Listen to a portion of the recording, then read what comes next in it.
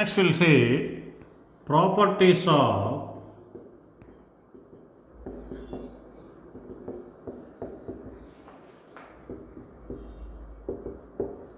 periodic functions. So these properties will be helpful while calculating the period of any particular function. So we'll see one by one. So listen carefully. The first one. If f of x is periodic with fundamental period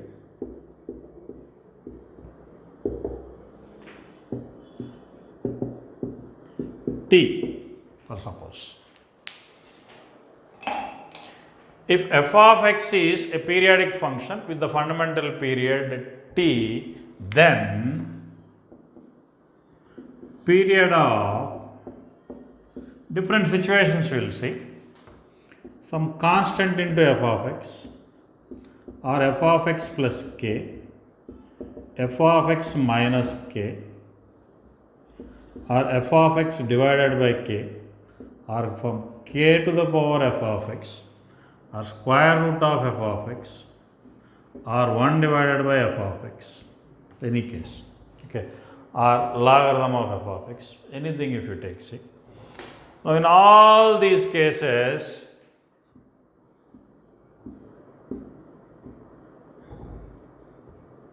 the period is t1. Because the students, in all these cases, if you observe, inside x is not changing actually. So we are adding something and subtracting something to the function. So here we are not disturbing the x. See. When x is not disturbed, the period won't change, the period remains same as the original function.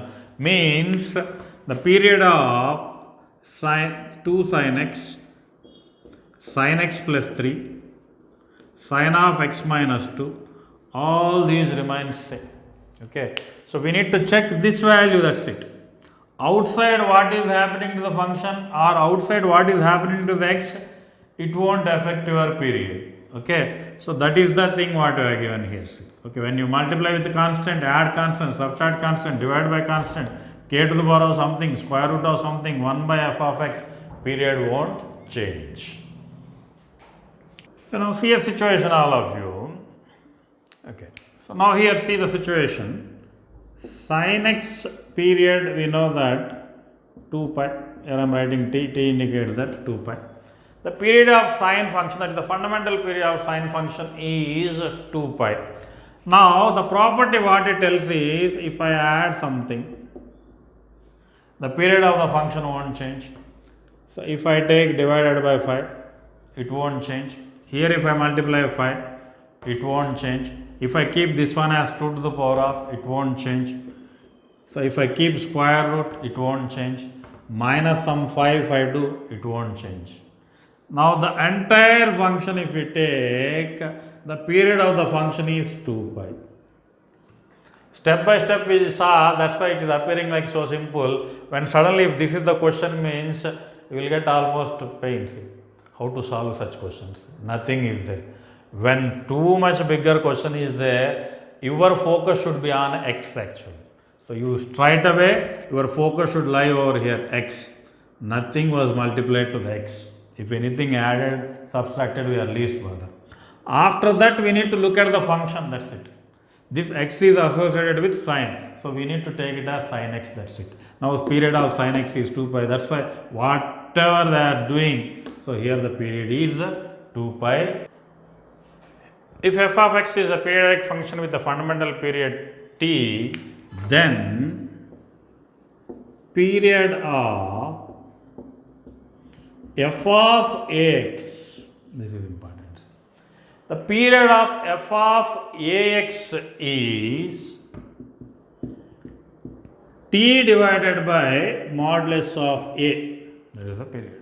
T divided by modulus of a. This modulus we are taking because we know that fundamental period should be always positive. In case if we have any negative value also, we will make it as positive.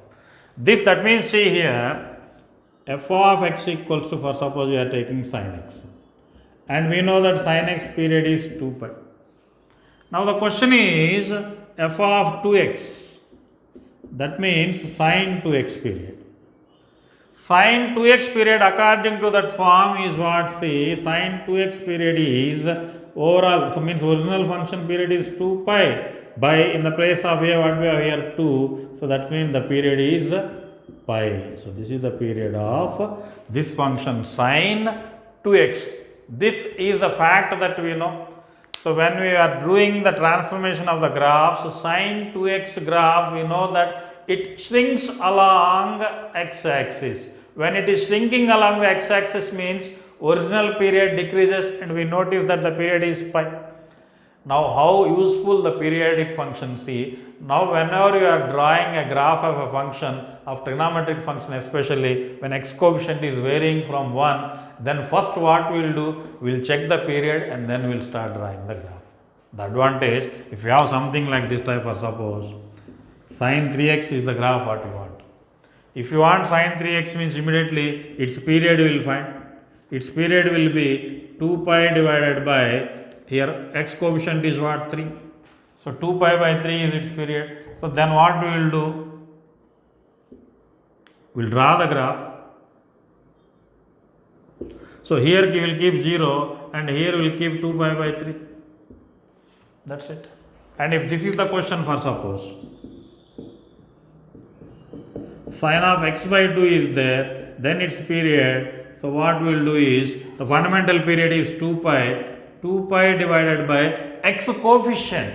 X coefficient is what here? 1 by 2. So divided by 1 by 2, that means what we will get? Period is 4 pi. Now students, here I will draw the graph. Sin x by 2 graph, if anyone asks you, means one cycle I am taking. Here we will take a cycle and here we will keep 0 and here we will keep the point 4 pi. That's it. So here we will take 2 pi and whatever values accordingly we can take.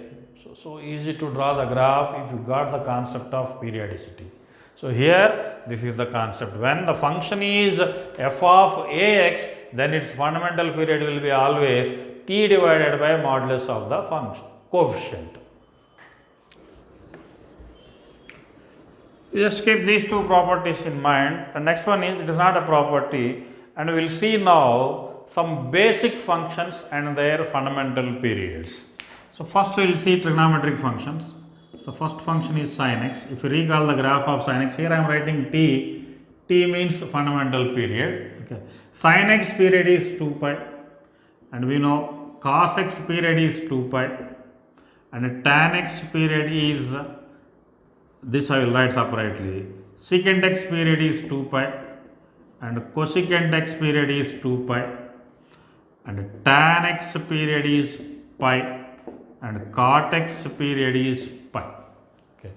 So why they are? If you observe the graphs of these functions, just go through the graphs of trigonometric functions. There we explained everything in detail. So for every 2 pi interval, sine wave repeats, like that cos, secant and cosecant, whereas tan and cot repeats for the cycle of pi. So that's why these two are the periodic functions of pi. Now students, after trigonometric functions, we will check inverse trigonometric functions. Inverse trig functions. Inverse trig functions are NP. NP means non-periodic. Inverse trigonometric functions are non-periodic. Why, you know the reason? Sir, because it is restricted. So because the graphs won't repeat. See here, inverse trigonometric functions are non-periodic because the graphs won't repeat. So we can recall the graph. See, so this is the graph of sine, and this is the graph of, what is this? This is the graph of sine or cos.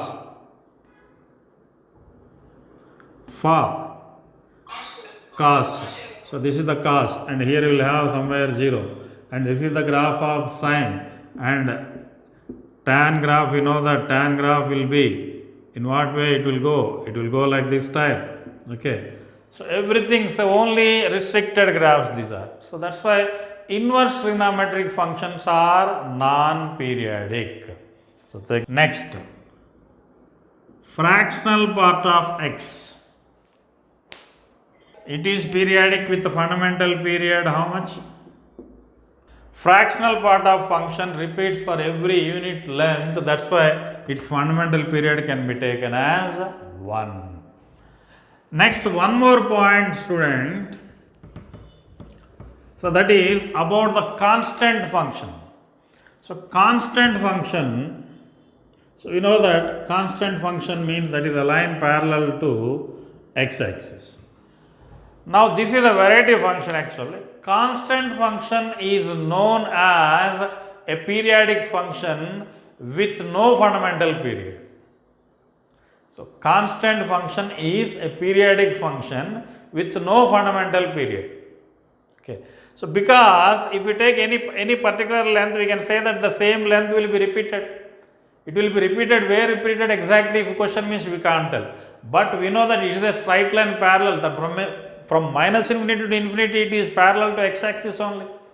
So that means the same thing will be repeated.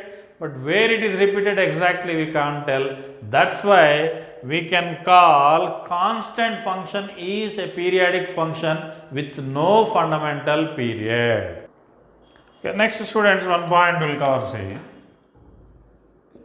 If you want, for suppose, the period of sine square x. Okay. So we know period of sine x is 2 pi. Now we'll check what is the period of sine square x. For that, what we'll do is, we can write sine square x as 1 minus cos 2x divided by 2. This is the function. Now in this we need to find the period, means our concentration should be over here only. So that means cos x period we need to check. Cos x period is 2 pi. And next we need to check cos 2x period. Cos 2x period is 2 pi divided by 2. So 2 pi divided by 2 is what? Pi. So therefore, overall function, because remaining things won't affect your result. Adding 1, multiplying by minus 1, dividing by 2, it won't affect. So that's why straight away we can write, therefore, sine square x period is pi. Note it down. Here we can write some standard things, see, especially when we have sine to the power of nx, cos to the power of nx, very important point to remember. And next secant to the power nx and cosecant to the power nx. While handling the periods of these things, see, there will be two cases. One is n is odd and other one is n is even. When n is odd, then its fundamental period is pi, and when n is even, its fundamental period is 2 pi. Here we saw just n is even, sorry. So n is odd means 2 pi and n is even means pi. Just now we did see, no confusion. Sine square x period, just now we saw that is pi. So when n is even, the period for all these functions, whether it is sine square x, cos square x, secant square x, cosecant square x, or sine to the power of 4, cos to the power of 4, anything, any even part is there, then fundamental period is pi, and odd is there, then the fundamental period is 2 pi. Because we know that odd means sin x cos x, we know that sin x cos x, secant x, cosecant x, fundamental period is 2 pi only. That will be applicable to sin cube x, sin to the power of 5 also. Every time no need to solve, at least for standard things. Next is for remaining two, tan to the power of nx and cot to the power of nx, whether n is even or odd, the fundamental period will be always pi. It won't change.